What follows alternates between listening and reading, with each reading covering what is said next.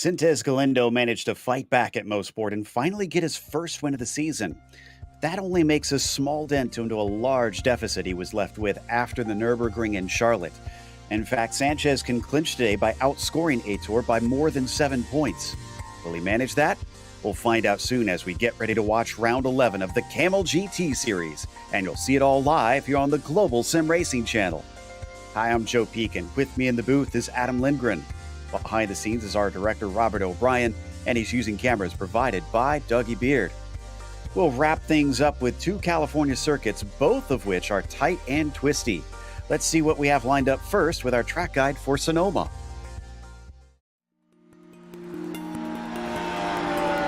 Welcome to Circuit de Barcelona. The home of the Spanish Grand Prix for nearly 30 years, it's easy to forget that this is a relatively recently built track in Europe. It's known for its long, sweeping corners and hosts the highest level of open-wheel and motorcycle racing, placing an emphasis on a good aerodynamic setup with high downforce. Welcome to Sonoma Raceway. One of California's most famous road courses, it resides just north of San Francisco. It's been host to a wide variety of styles of racing, including sports cars, Indy cars, motorcycles, and even drag racing. But in recent decades, it's become most well known for holding one of NASCAR's rare road course weekends. For most tracks, this cornucopia would be a stretch, but considering the array of 5 different layouts to choose from, it's quite easy for the circuit to be adapted to any series needs. Most of the layouts clock in at around 2 to 2.5 miles in length and always feature an impressive amount of elevation change. This means many of the corners present the driver with a blind entry or apex. Some of these have a very distinct visual look, making them instantly recognizable. Corners such as the chute and the final hairpin feature street course-like walls surrounding the track, while the carousel is both picturesque and challenging. With few long straights, passing is often considered very difficult, but it rarely leaves races with a lack of action. Mistakes can be easy to make, offering opportunities for the brave. And it's not just the track itself which is tough. The pit entry's narrow path requires precise driving for those looking to make up time and leapfrog their competitors during stops. With more than 40 years of racing under its belt, Sonoma has become a staple for West Coast race fans. And what could be better than a glass of vino on a sunny hillside while the sound of engines echo around you?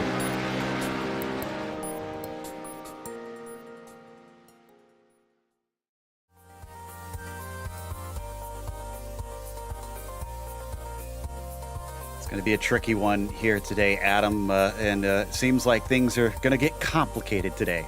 Absolutely. Historically, a barn burner of a race in the Camel Series, Sonoma Raceway's late 2010s Cup layout featuring 12 turns over 2.53 miles or just over 4 kilometers is a challenge for any and every race car that faces it. It's hard to say which car between the Audi GTO and Nissan GTP feels most at home here, but I'll side with the Audi, as the many low and medium speed, high curbed, bumpy, elevacious turns make this place a roller coaster for the 4-wheel drive boxcar. The GTO drivers will find the carousel and the long double apex turn 7 to be quite challenging, while the Nissans will find everything but the carousel and the S's to be a very dangerous affair. The big wing machines will be hard pressed to stay off the disturbingly high curbs and uncomfortably close dirt that lies just offline around Sonoma. Multiclass here is always eventful, as this is yet another track with a wildly changing racing line and not much room to maneuver. The best places to make passes is the run down to the end of the drag strip to turn 7 and the run down to the start of the drag strip entering the hairpin. Everywhere else is a major danger zone.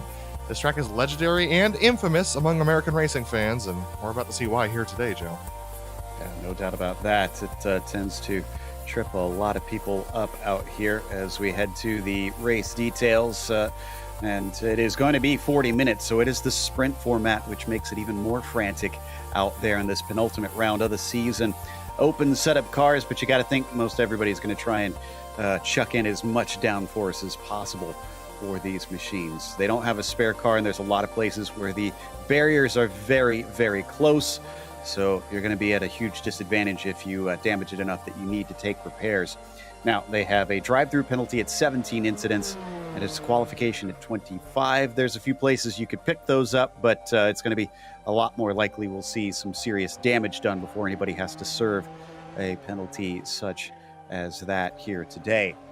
We were talking about the championship situation in the lead up, but it has changed slightly since our intro because Xavier Sanchez has not shown up today. So that is going to put Aitor Sintez Galindo in a position where he could take the points lead despite being 18 back and could have lost the championship easily at this round. Joseph Mudrak is going to have to fight hard to keep himself in the hunt for the championship, although that'll be easier without Sanchez here.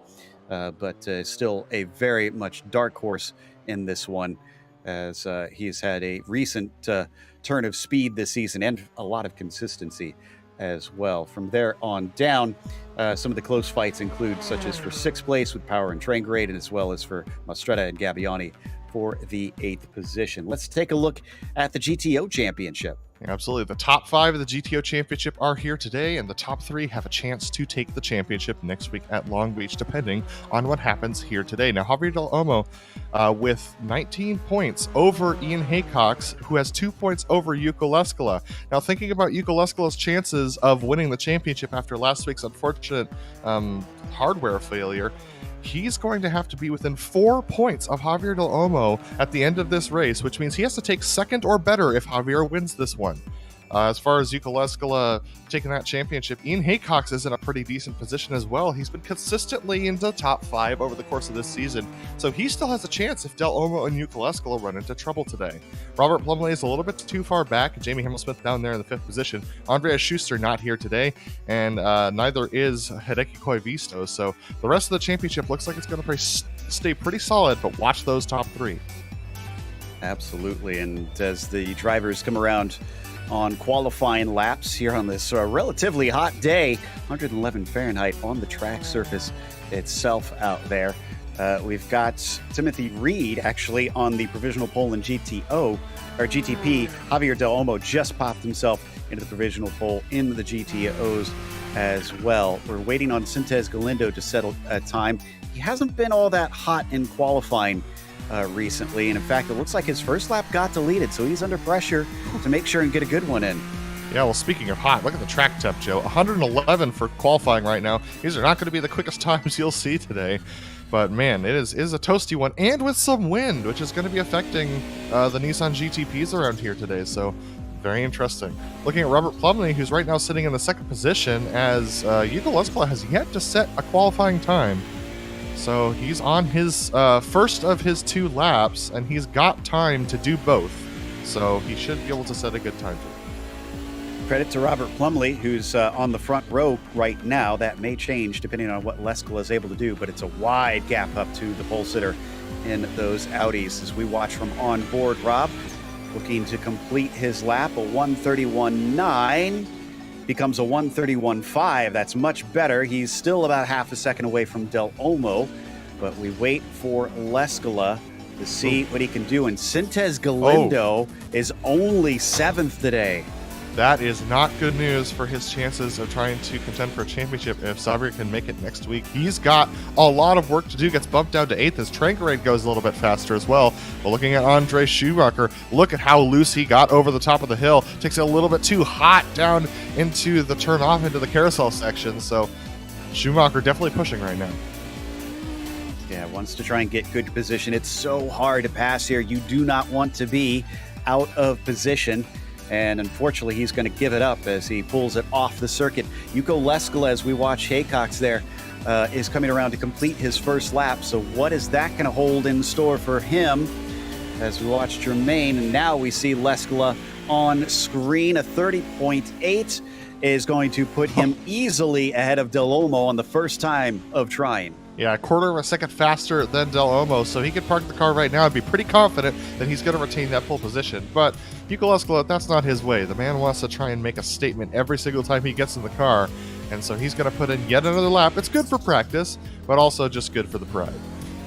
Now, I know those of you who are looking at the points and wondering, okay, well, how come you didn't mention Ian Haycox? He's 2nd in points. Well, he hasn't really had the speed, though you have to agree that there is a chance he could try and take this. He's put himself into 4th here today so far in the qualifying, and he's got 6 podiums so far this season. Yeah, and well, regardless of the speed, Joe, this year's Camel Series has seen a lot of multi-class incidents for the leaders of the classes. I mean, just think back to Charlotte. Think back to just last week even.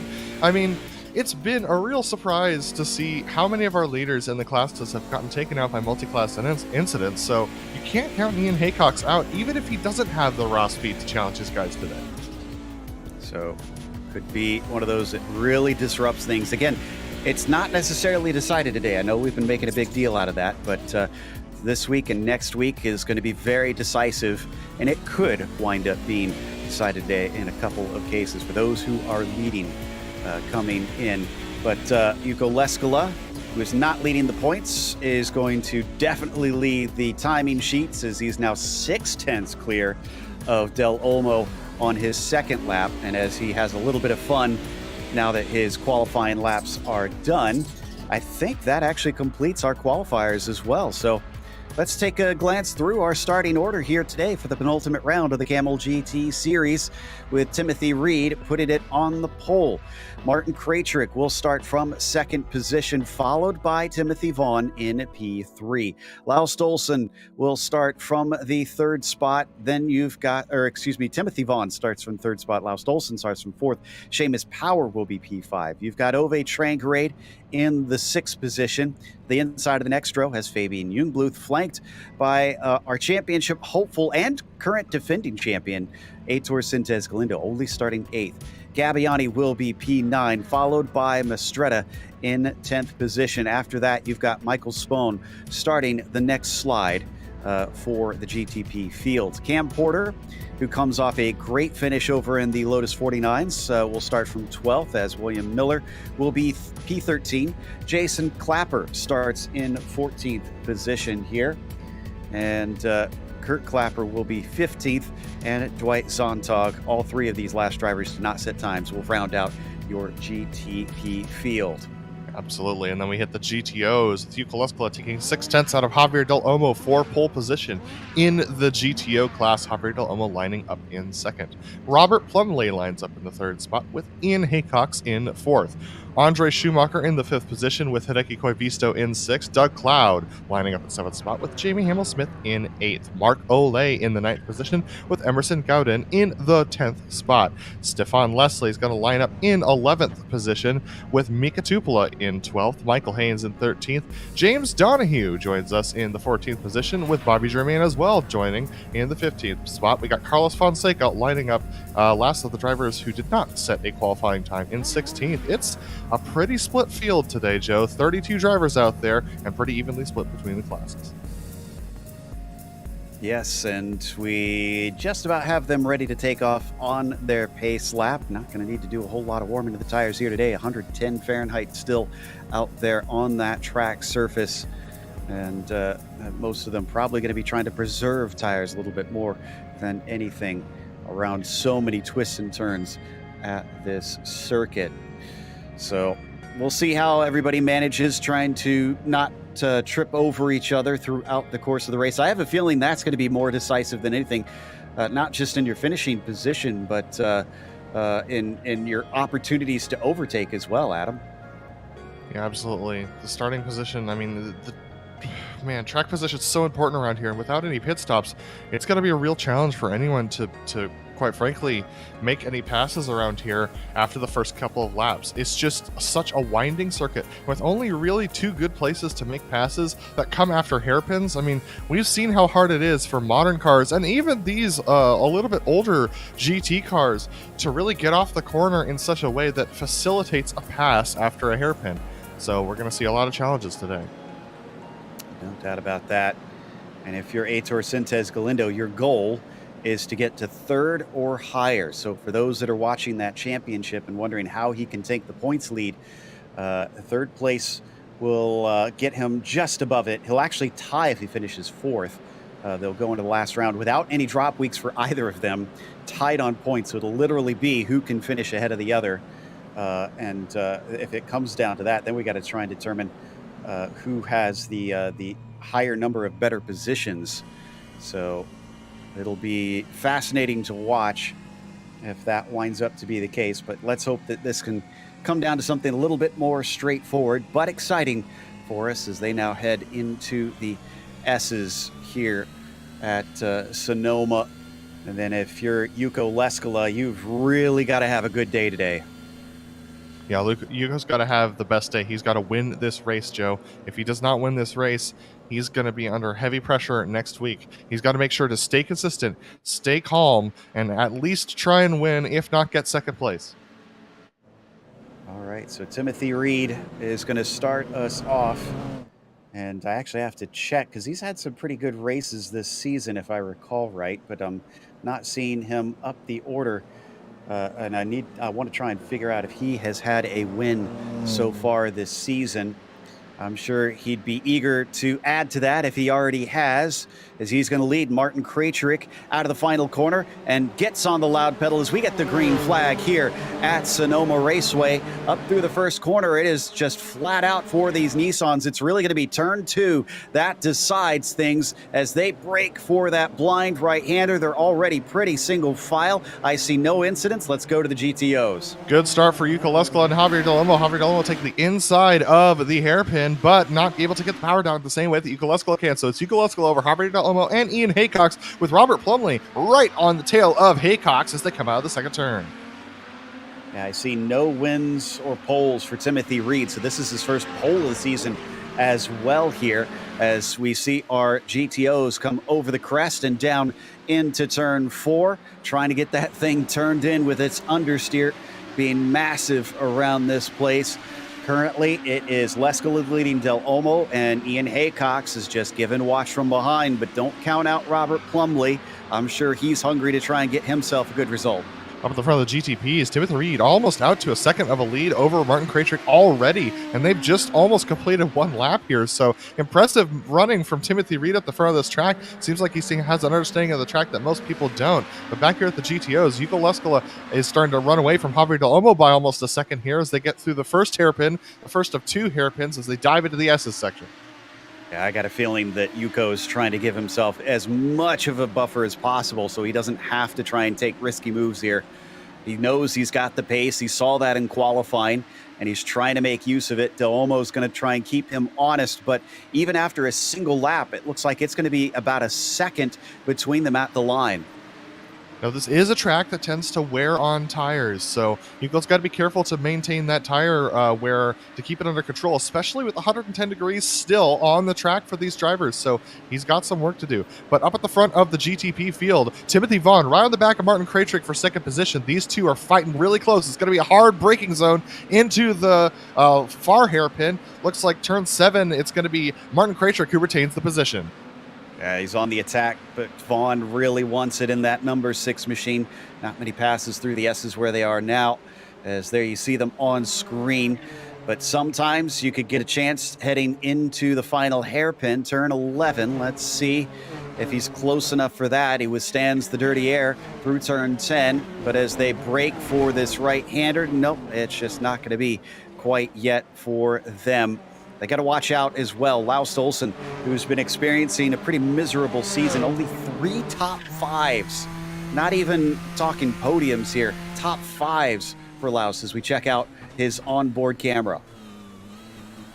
Well, Laus Olsen has a season to forget this season, but fortunately it's time to just regroup, rebuild, work on the mental game. That's always something that you never really have a chance to do when you're battling for top positions, but he's got a really good opportunity this time as he's trying to chase down Timothy Vaughn and Martin Krejcik, who are starting to run away from him. Looks like Laus is a little bit faster through the second half of the track, but these guys up ahead of them, Vaughn and Krejcik, a little faster through the first half. Yeah, really pulling away to about 1.2 seconds ahead right now, and he does have Seamus Power behind him by about half a second. Not quite close enough yet.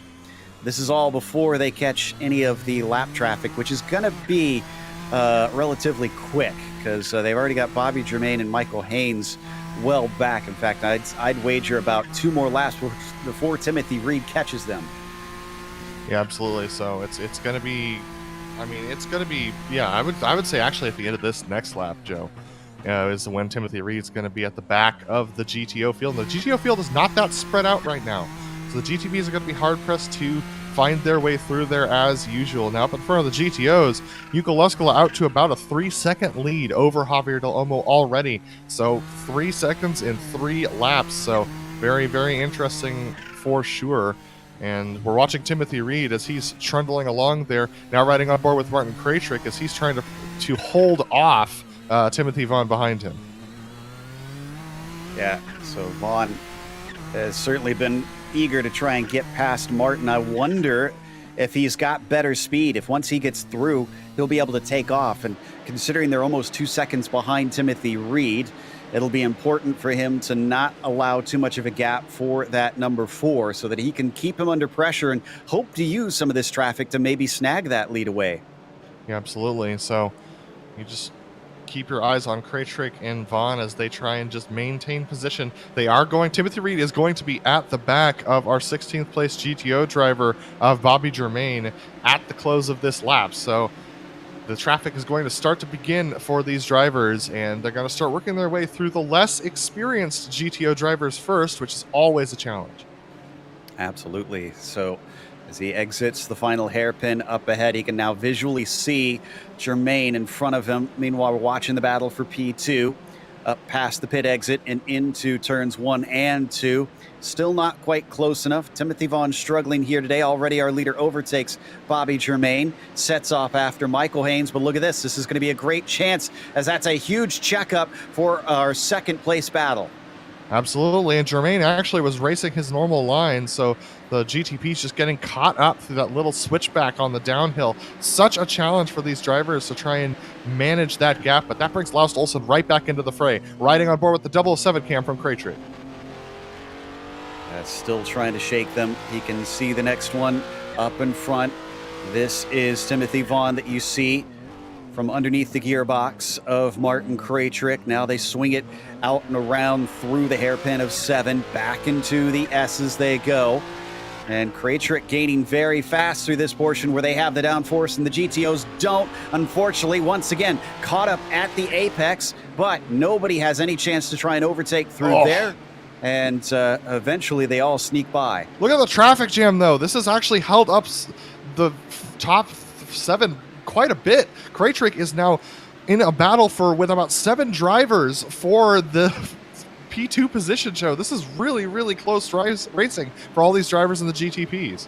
Hasn't held up Reed yet. He's now in the thick of the GTOs, which these guys are getting into, and Laust Olsen spins Vaughn around. That's going to take Seamus Power out with him. All 3 of them are off track.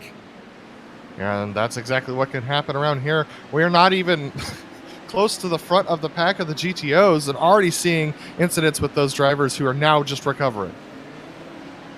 Well, we said this was going to be a factor today, and there you saw it. Kraytrick carries on. Trangarade gets promoted up into 3rd because of that. And this looks to me like Olsen didn't expect the big checkup that happened for the 3rd time and within a lap, essentially. Yeah, absolutely. And so end up collecting the 2 drivers ahead of him. So just unfortunately the accordion effect coming into play here. But our leader in the GTP is now catching up to the top 5 in the GTOs, 5th place being Hideki Koivisto, who's got 4 seconds between himself and Robert Plumley. Yeah, he's trying to take his time, it looks like. Andre Schumacher's gone around with Doug Cloud, and this has created a big jumble up right here at the exit of the S's. There you see them. Yeah. And thankfully off the track, so they're at least out of the racing line, but of course they don't want anybody else to have any issues around them, so everybody's got to be very careful through here. And Cam Porter is currently on the hunt right now. He's trying to overtake Michael Spohn, and I think he managed to do it. He boxed him in. Michael Spohn got boxed in by the 2 GTOs, and so that forced Spohn to slow down. Cam Porter able to sneak by. Timothy Vaughn right on his rear bumper.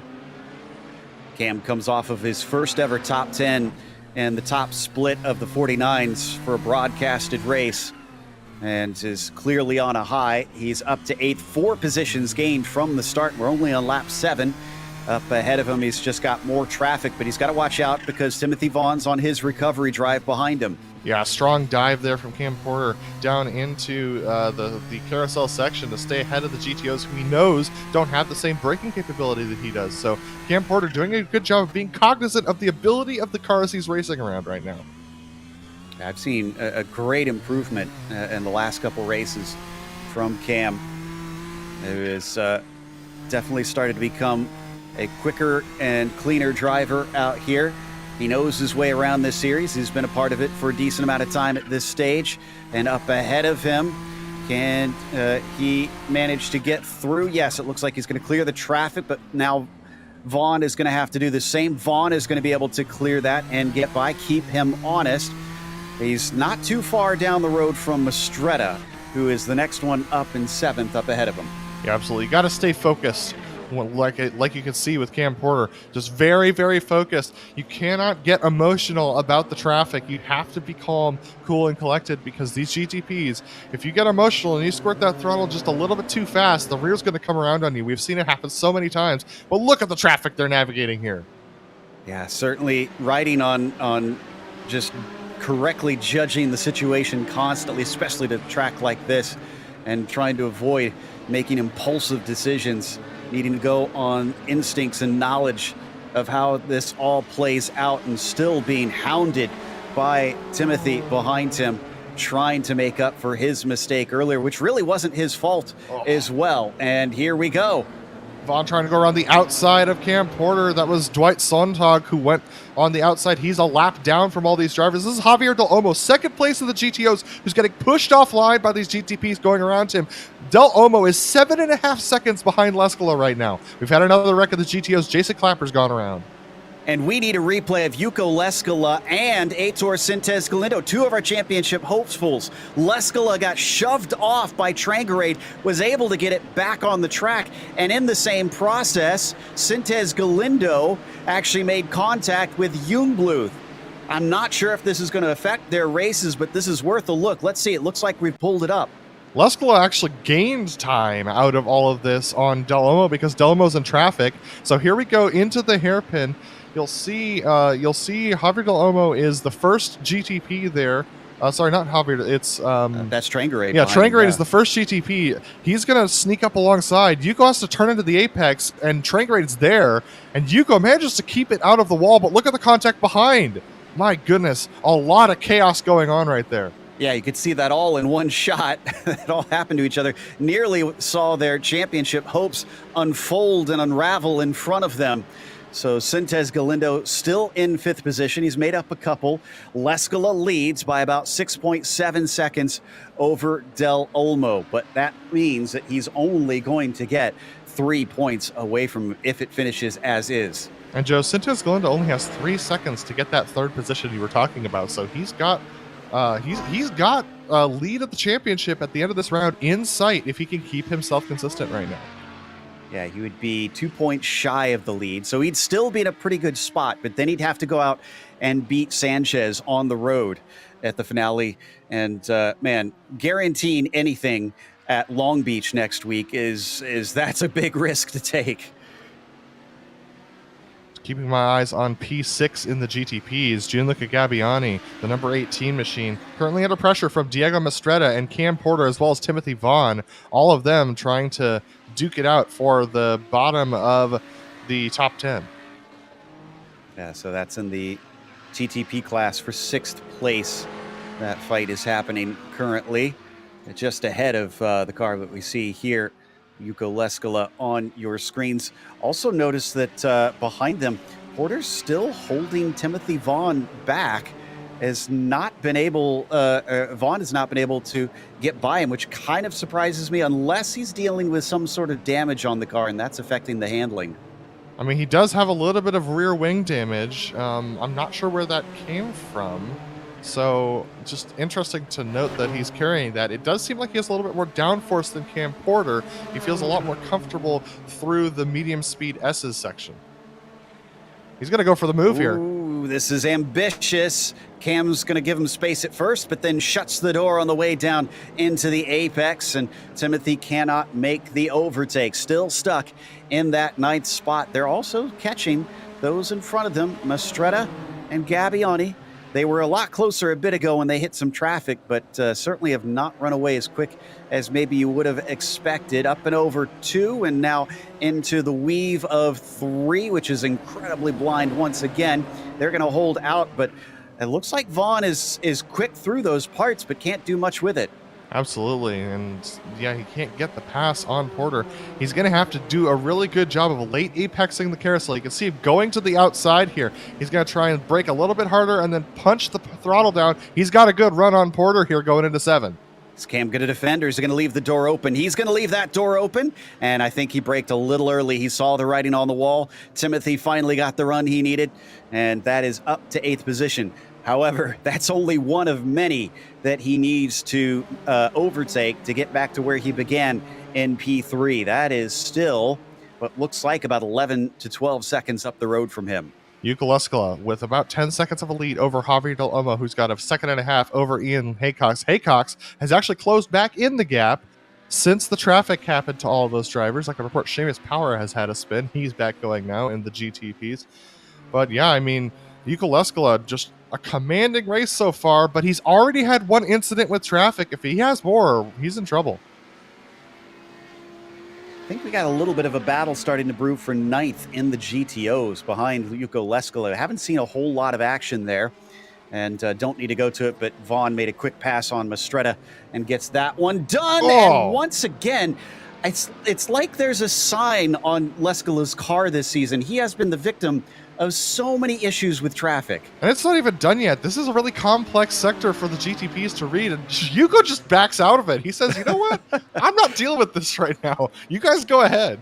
And this is what I was talking about earlier. He pulled such a massive lead, and I'm pretty sure that's exactly the reason, that he wanted that little bit of leeway that he can give up that time and not make himself vulnerable to Del Olmo. Yeah, he's going to break a little early here and try and let Kurt Clapper go. Jason Clapper runs into the back of Kurt. Kurt can't even make the pass yet because he was expecting Yuko to dive to the apex. Yuko's like, guys, just go. Just get out of here. I don't want to deal with you. Lost a second to Javier Del Olmo, but it's not going to matter.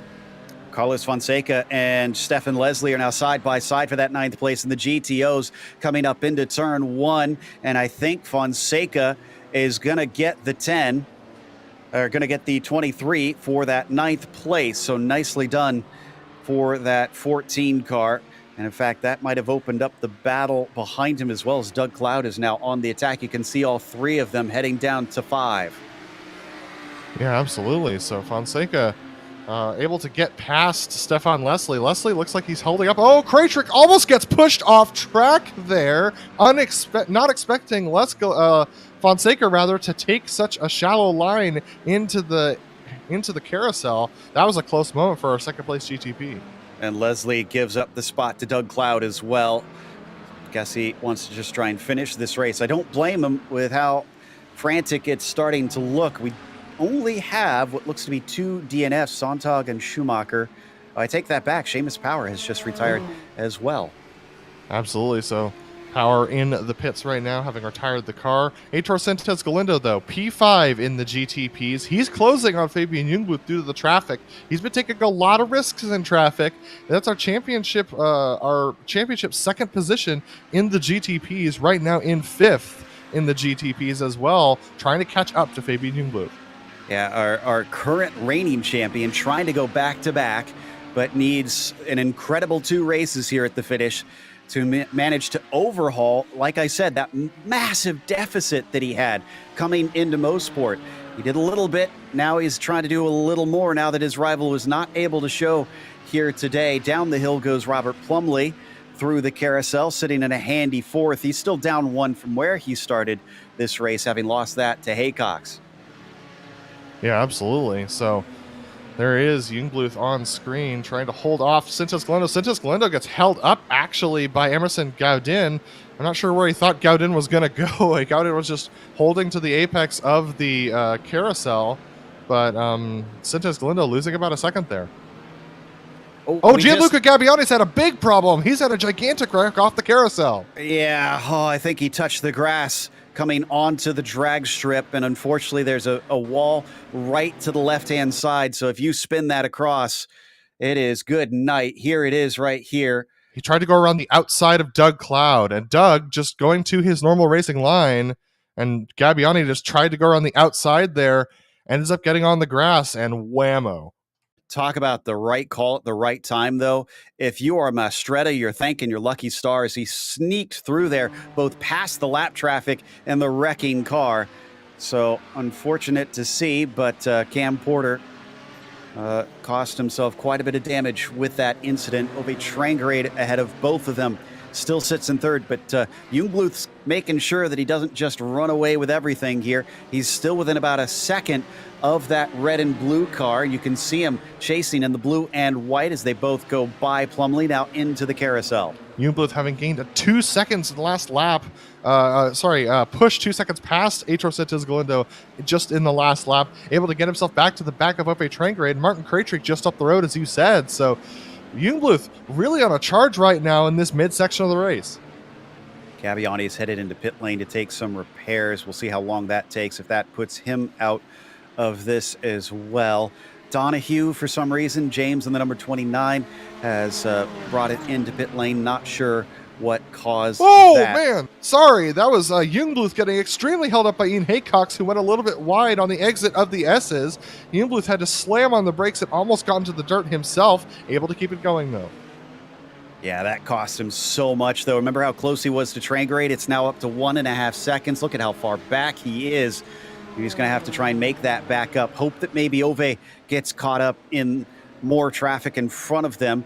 Krejcik, though, is within touching distance. If you are the number 10 car, I'm sure he'd love to take a second place after, I believe he got his first podium of the season last round.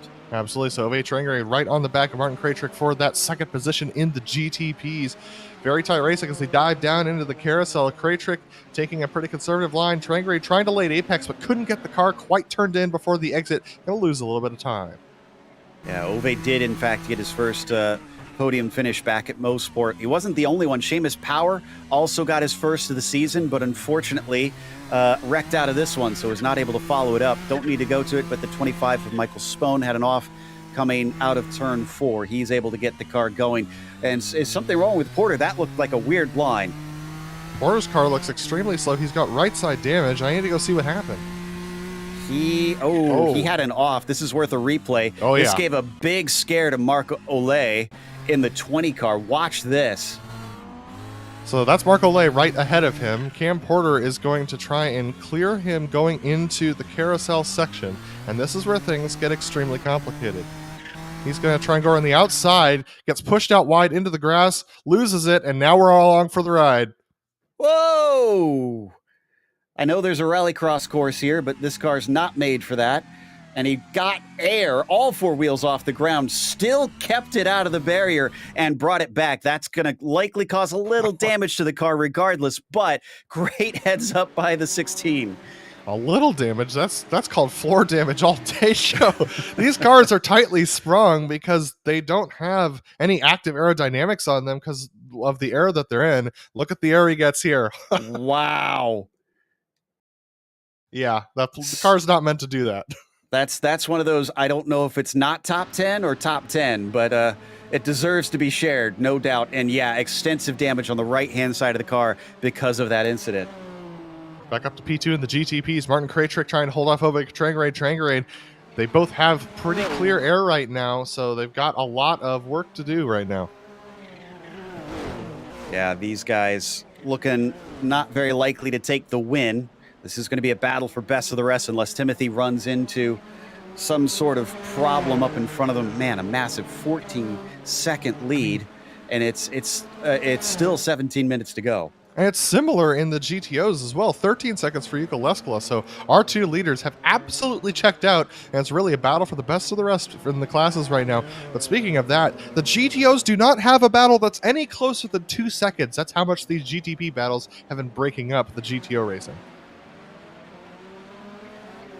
Down through turn 5 once again for this pair and into the carousel. These guys going to keep it firmly planted on the ground. Definitely have dropped Jungbluth at this stage. He's about 2.5 seconds behind them. So probably now between the two of them, unless Sintez Galindo begins to start to run them down. He is about what looks like 6 seconds, no, 4 seconds off of them. Is that right? Yeah, 4 seconds, but unfortunately, he's been there for the better part of 10 minutes, Joe. I just don't think Sintez Galindo has the speed to catch these guys, but Trangrade has a good run. He's going to try and make it too wide through the exit of the S's, thinks better of it, and backs out. Yeah, but did you see that setup going offline?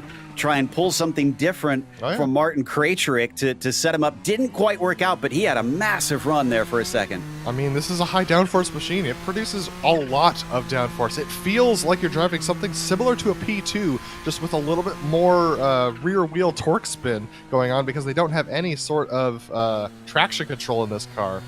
This car can do offline passes. We've seen it done multiple times over the course of our broadcasting on Camel. You could be creative in this machine. You just have to commit to it and know that the car can stick it. And trust your competitor too as well. I think that's a big part of it. You make those risky moves, it happens in a flash. Somebody makes a minuscule miscalculation and your race is over. But they carry on battling for second here. I know we haven't shown a lot of the GTOs, and apologies to fans of that class, but Leskala has been steadily leading over Del Olmo to cut into that points lead by about 3 points. Ian Haycock still running in third currently. And will that jump Yuko back up into... Yeah, that'll jump Yuko, I think, to a tie with Ian Haycock's if they finish as they sit. Absolutely, and Yuko would win the tiebreaker if they finished as they do at the end of the season, because Yuko has more wins than Haycock's. But Javier Lomo doing exactly what he needs to do to try and win this championship. Even though Yuko would stay in it as they finish, it's not going to be enough for Yuko to finish first or even second next round. Absolutely, and I think that's what Javier wants right here, that the randomness that is Long Beach, California, he's going to have to make it so that he can have a few issues, have a few problems, not maybe lack pace even, and still come away the champion. Yeah, all he needs to do, if he finishes like this today, all he would need to do next week is survive. And push all the pressure on Yuko Leskala to win to maximize his chances. So, yeah, I think Javier Dolmo's doing everything he needs to do to try and win this championship and doing it right. But he just needs to stay out of trouble today and try and hang on to that second position and not let Ian Haycock, who's found a hunger in the later stages of this season, a hunger for making passes and making good defenses, keeping Ian Haycock behind him. Yeah, if they finished as they are, basically it would take, I think, third or better for Yuko to be able to get the championship in some semblance out there, just because he needs to outscore his rival. Laust Olsen still seeing a bit of a bad season carry on, unfortunately. Still sitting in ninth place. He's caught up to Cam Porter.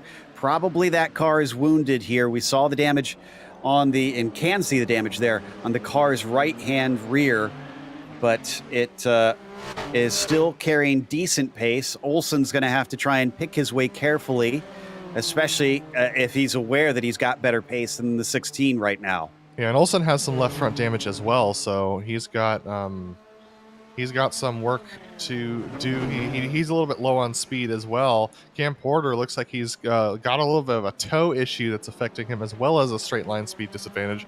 So this is really just a battle of two limping cars right now. It is indeed. And I'd say it's maybe a little bit more than just toe there on Cam. Someone's chucked the whole boot at the side of that machine with how crumpled up it is from that airborne moment. I'm not sure. He held off Timothy Vaughn for a number of laps, but that was with a clean car. Oh, we got to go to P3 in the GTP. Sorry, Joe. Martin Krejcik getting held up by Jamie Hamill-Smith. Ove Trangrade and Fabian Newbluth right on the rear bumper of him. This could set up a pass into the hairpin. And let's not forget, Sintez Galindo is about 2 seconds back from this. He could catch up if these three start squabbling amongst each other, which is exactly what the second place in the championship is hoping for. More traffic in front of them as they approach on the back of James Donahue. He's already been in the pits once. Does he have a wounded car as well? He's holding his line, staying stationary, lets 2 and 3 of them by. Absolutely. They still have more traffic, though. These are some lapped GTPs they're going to have to navigate through. And we've seen, especially at Charlotte, how much that causes trouble. Here we go. They get 1, but now they got to get 2. Olay's in front of them as well. That's Seamus Power, who's back onto the track, just trying to collect probably some safety rating here later in the stages. They go the dangerous outside line through turn 5 past Mark. That's what caused problems for Cam Porter, and they were able to just barely make it work. Was Trangrade and Krejcik. So now they approach Hideki Koivisto. Seamus Power still ahead of these GTOs. This is going to hold up Kraytrick a little bit on the entrance of the S's, and they're going to have to sweep around this GTO. This really is a problem for these guys.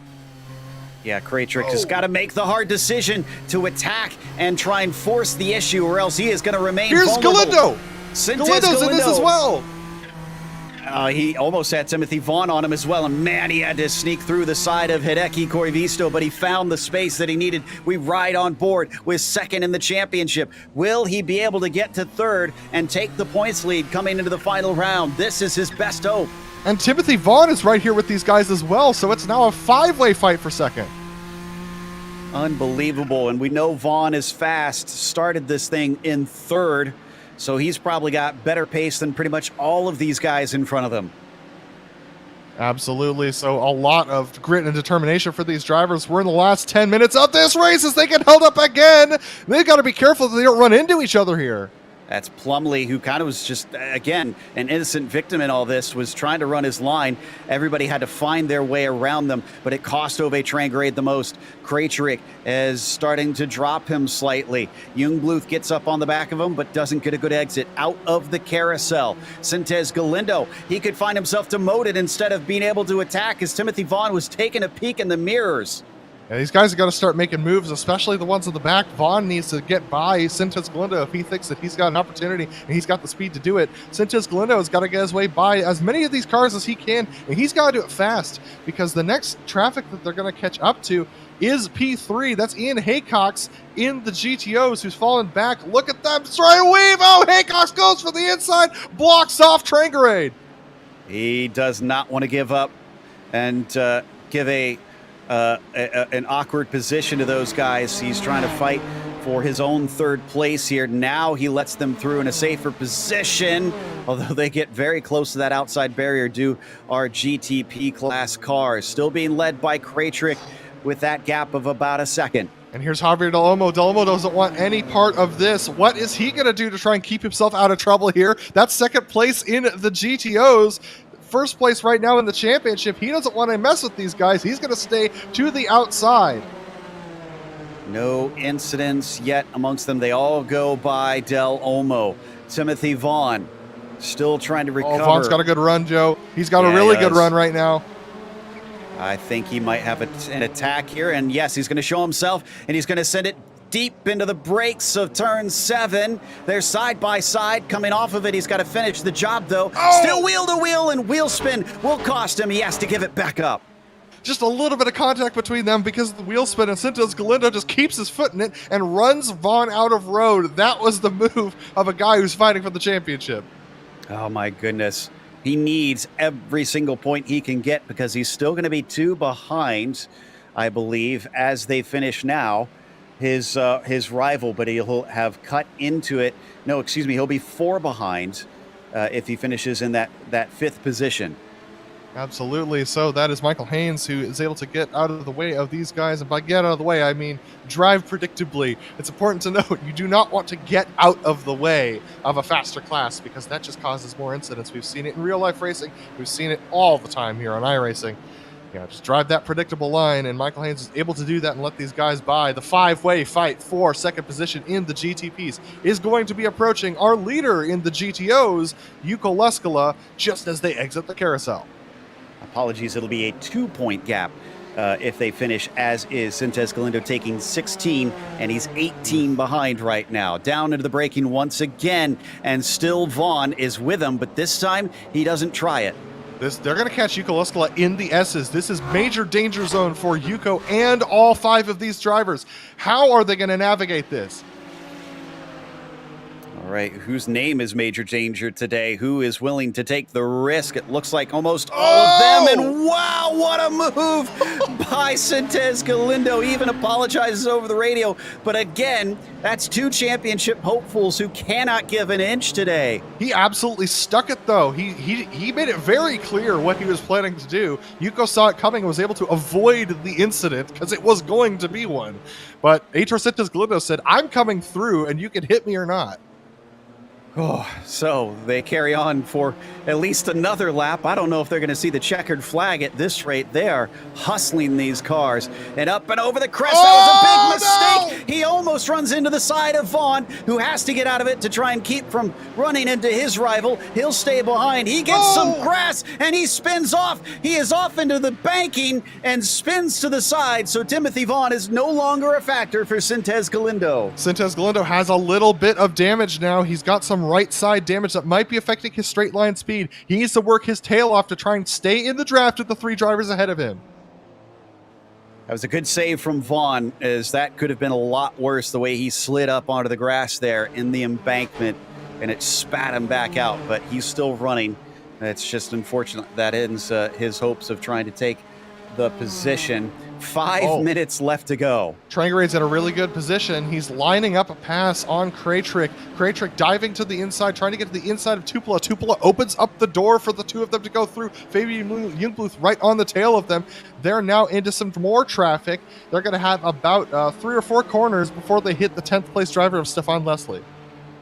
We had an issue sometime back, don't need to go to it, for Mark Olay. He got shoved to the side by William Miller. Unfortunately, that sent him into the wall, and he has been in the pits taking repairs because of it. Meanwhile, Ove Trangrade and Martin Kraytrick trying to decide 3rd position, with Fabian Jungbluth breathing down their neck, and Aitor Sintez Galindo eager to pick up whatever scraps he can and try to vulture spots off of these guys. Oh, they're trying to go around the outside on the exit of the carousel. So dangerous for the GTPs to do, but Stefan Leslie lets them go. Jungbluth with a good run. He's going to take a look at Ove Trangrade. Can he manage to overtake the Norwegian? Doesn't look like it quite this time around. So they remain as they sit. Kraytrick in 2nd, Trangrade 3rd, Jungbluth 4th, Sintez Galindo P5. And we need to give credit to the number 8 car for having such a fantastic job defending all race and keeping his pace up. Jungbluth with another good run. He's going to take a look over at Trangrade. Trangrade goes to the inside because of James Donahue. Jungbluth gets boxed out of that move. All 4 of them managed to overtake the lapped GTO for now. How much do they have in the next 3 or 4 minutes? Not a lot, really. They'll catch up to Fonseca, Cloud, and Gaudin, though, but that's going to be a fight for position, so Joe, that could be tricky. That's going to be really tricky. It's going to be dangerous and deadly, quite frankly, for those drivers, because all those guys are not going to be wanting to give up positions in the last 2 minutes of this race. That's absolutely what's going to decide the battle for P6 in the GTOs and the battle for P2 in the GTPs. Sintez Galindo took it too deep into the section that led to the carousel. The turn led leads to the carousel. He's now fallen off the back of Jungbluth a little bit. Unfortunate to see, and those drivers that we mentioned are battling side by side. Gaudin and Cloud went wheel to wheel down through turn 7, and as you can see, that's turn 7 right now for our GTPs. They should catch them by the hairpin here. Absolutely, that's going to be the best place to catch up, but they're not going to catch them there. They're going to catch them at the exit of the S's. This is a dangerous spot to catch GTOs. You can see Kraytrick trying to communicate. He's going to go on the outside. Drager's going to follow him through. Jungbluth is also going to follow him through. Has to be cautious. Oh, it's going to be 3 wide as they enter the carousel.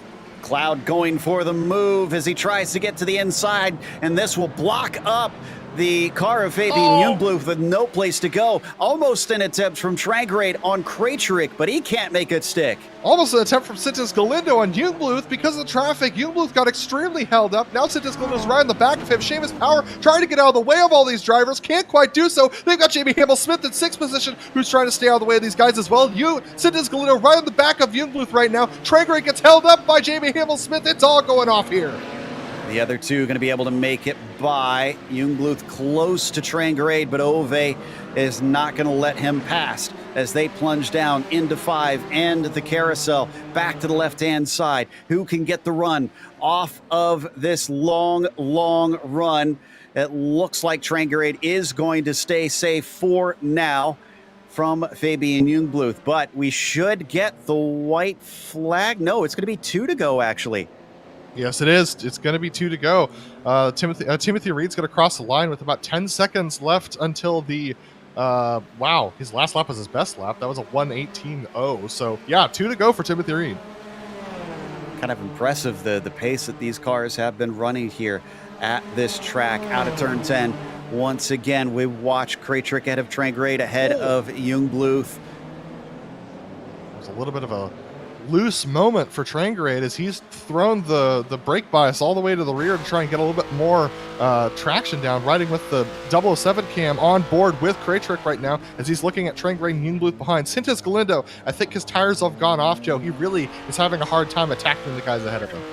We've got Hideki Koivisto coming up, and one of the slower GTP cars, Kurt Clapper, is ahead of them. Clapper sees them coming, tries to go through and runs into the side of him. They're basically clogging up the track now unless, Clapper's able to actually get through. Oh, it's really close. Here we go. It's Sintes Galindo. He tries to make the move on Jungbluth as they send Hideki Koivisto flying.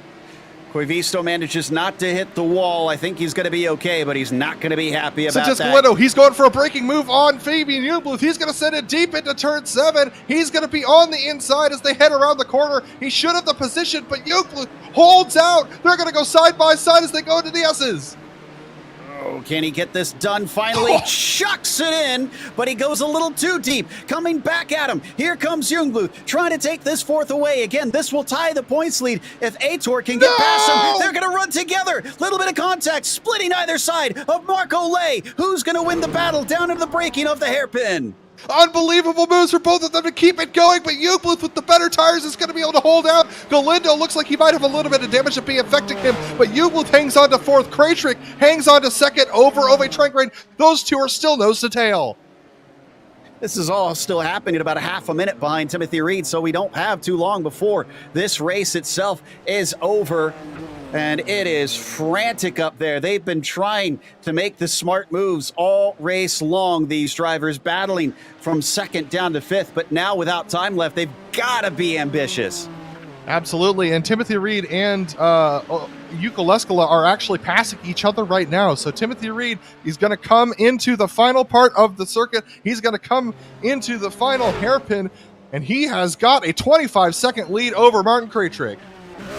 Timothy Reed may not have much to show for this season, but now he's going to have something to cheer about as we got a car spun. That's Cam Porter, who's going to be able to whip it back around.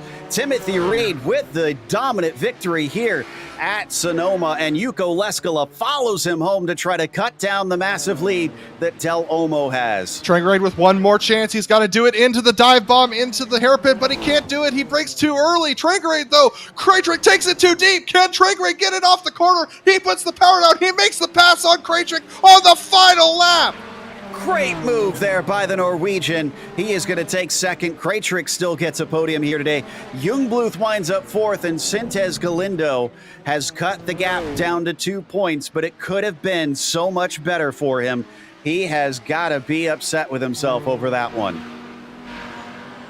Well, after a fairly uneventful first half, Joe, the second half of this race absolutely lit up for that battle for P2 in the GTPs. What a fight we saw. Speaking of a battle lighting up, Hamill Smith still has Doug Cloud behind him. Cowden just overtook on Fonseca, who's been falling backwards all race long, and he loses one more right at the end. Hamill Smith will claim sixth with that last run.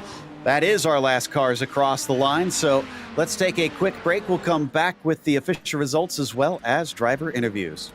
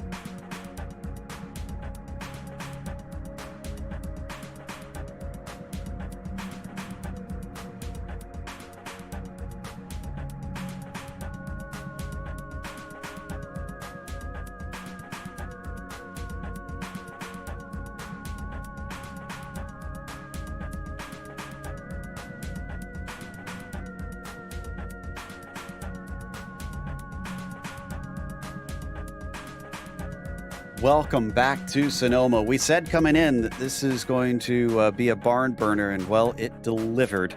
As Timothy Reed didn't make it exciting for the lead in the GTPs. He ran away by about 23 seconds for the victory. But Ove Trangerade, who just snuck into second right at the final corner, had to take it away from Martin Krajcik, who was ahead of him all race. Martin still got third. Their fight was not just between those two. Fabian Jungluth was involved. He wound up fourth. Aitor Sintez Galindo, P5. And they had Timothy Vaughn for much of it, but unfortunately, Vaughn wound up spinning off track at one point and lost touch.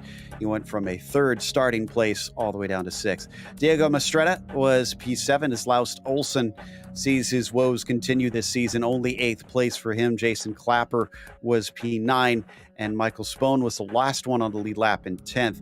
Cam Porter, for a brief while, also looking at a very good finish, but had a moment where he got four wheels into the air, kept it going, but the damage to the car was too much. He slipped all the way to that P11 spot. Kurt Clapper was 12th, and William Miller 13th. Seamus Power, Gianluca Gabbiani, and Dwight Zontag round out your prototype field. Adam? Jukka Leskala, pole to flag, absolutely dominant today. 19 seconds ahead of Javier Del Olmo, taking the win. Jukka Leskala did. Javier Del Olmo coming home in second, doing exactly what he needs to maintain that championship lead over Leskala. He needs a P3 or better next week at Long Beach to take the championship. Ian Haycox, driving his constant third place this season, able to secure yet another one today. Robert Plumley came home in fourth today, representing his position in the championship as well, with Hideki Koivisto also finishing in fifth, representing his place in the championship.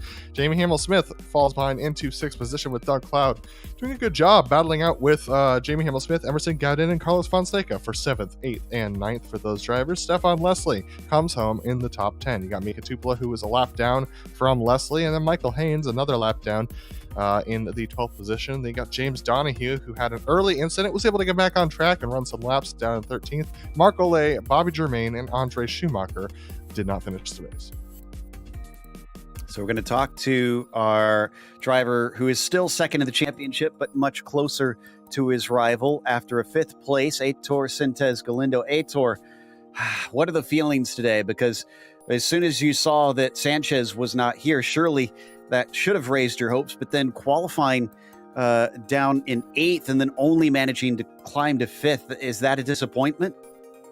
It is indeed. Yeah, I should say that this race I lost it on qualifying. I honestly didn't practice much today because, well, let's say I have a lot of issues.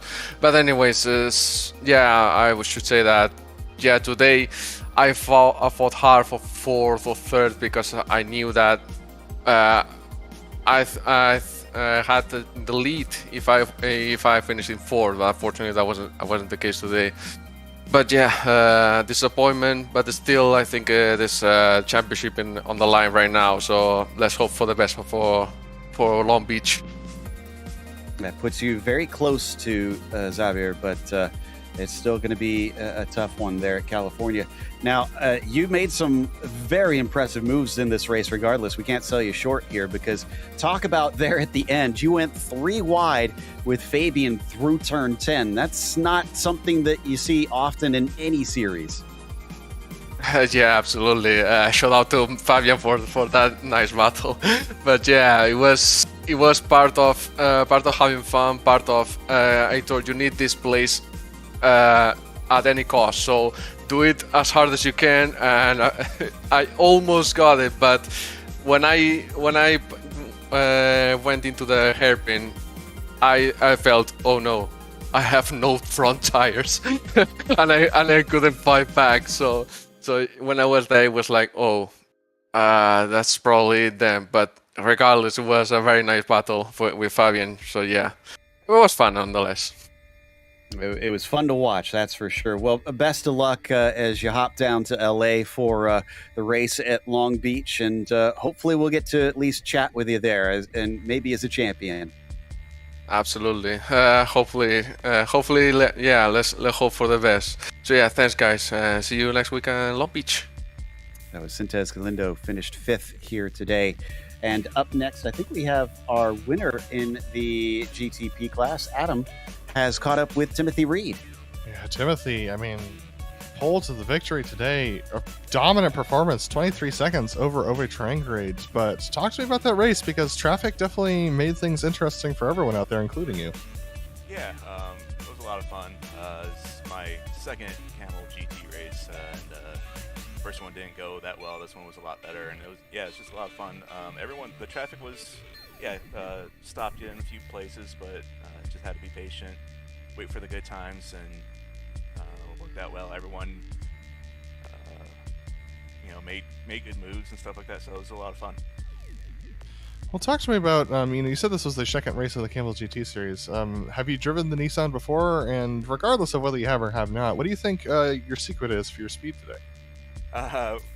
It's a fun car. I've only really driven it during the test sessions when iRacing was in maintenance and stuff like that, and always had a blast with it. So I decided, I've been driving the Lotus 79, and it's a very similar car with the downforce and how to drive it. So it feels natural to me. But yeah, it's a really fun car. It's fun to drive.